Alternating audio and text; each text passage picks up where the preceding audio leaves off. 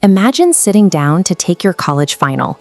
You hit refresh to load the exam page, and the screen goes dark. This is the first wave of a coordinated global cyber attack, and it is locking students out of their education across the globe. The target of the attack was Canvas, a digital learning platform operated by Instructure. To see the scale of this event, look at the numbers. Roughly 9,000 educational institutions rely on this specific software, supporting an active user base of 275 million people worldwide. For those institutions, Canvas operates as a digital backbone.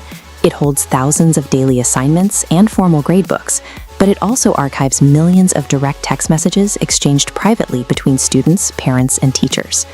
By centralizing the daily operations of thousands of schools into one interconnected global system, the education sector built a highly efficient tool.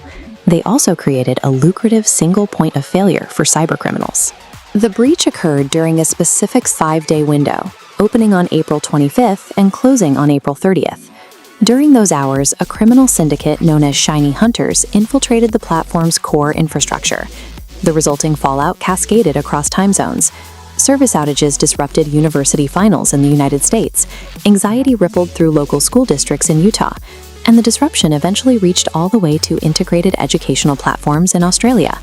Soon after, Shiny Hunters issued a ransom deadline of May 12th. As investigators analyze the infiltration, they are hitting a wall.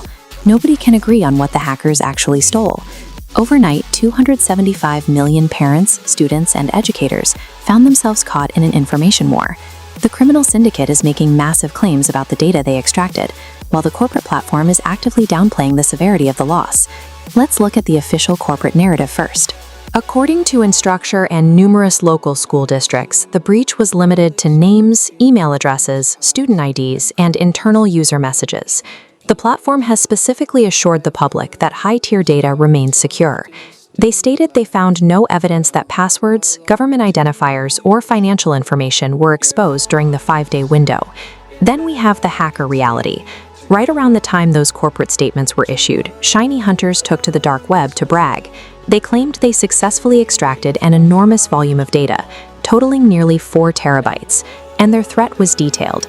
They claimed this data dump includes sensitive financial records and thousands of highly protected social security numbers. The platform guarantees the most sensitive data is perfectly safe, even as the hackers claim they are currently holding that same data for ransom. To see how both claims might actually be true, we have to look at how Canvas is actually used. The software functions essentially as a blank check. The central Canvas core hub doesn't force a standardized method of use. Instead, each of the 9,000 distinct districts customizes what they feed into it. One school might strictly use it for basic grading, while another might upload full administrative records directly to their local branch. While the core Instructure database may not explicitly require a social security number to generate your basic lodging profile, individual schools frequently attach PDFs of tax documents or student medical forms directly into their customized portion of the platform's storage. We also have to consider the billions of direct messages that both sides agree were stolen. These are entirely unstructured data spaces. Counselors, teachers, and parents routinely use these unencrypted chat boxes to discuss sensitive student health conditions, disciplinary issues, or financial hardships in plain text. Even if the central, official corporate database housing Social Security numbers remained locked down, highly sensitive personal and financial details are likely buried within those stolen local file attachments and private conversations.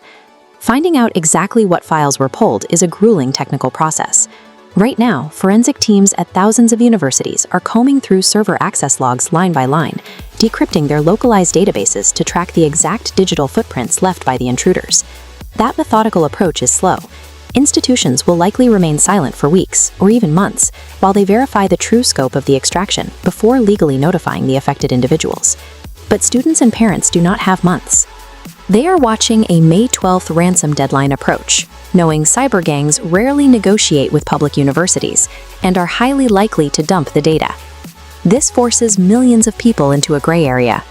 Because no one can wait months for the official forensic truth, users are being forced to operate under the assumption that the hacker's worst-case scenario is the reality. Operating under that assumption requires immediate action. Anyone with an account must change their password and enable multi-factor authentication. For parents, Placing a temporary freeze on your child's credit is the most effective guard against potential Social Security number exposure. But the most insidious threat resulting from this breach is highly targeted spear phishing. This comparison shows why it's so dangerous. On the left is your standard, obvious spam. On the right is an attack perfectly customized for one student, incorporating their real name, their specific teacher's name, and an exact reference to a past assignment. Hackers are now armed with the context of billions of private messages. They can craft incredibly convincing communications that trick students or parents into willingly handing over the exact passwords and financial credentials that the gang failed to steal in the initial network breach. The global classroom relies on centralized efficiency to function, but that interconnected design comes with a cost. Keeping 275 million digital profiles secure requires absolute perfection. Our privacy is truly only as strong as the single weakest link among 9,000 different schools.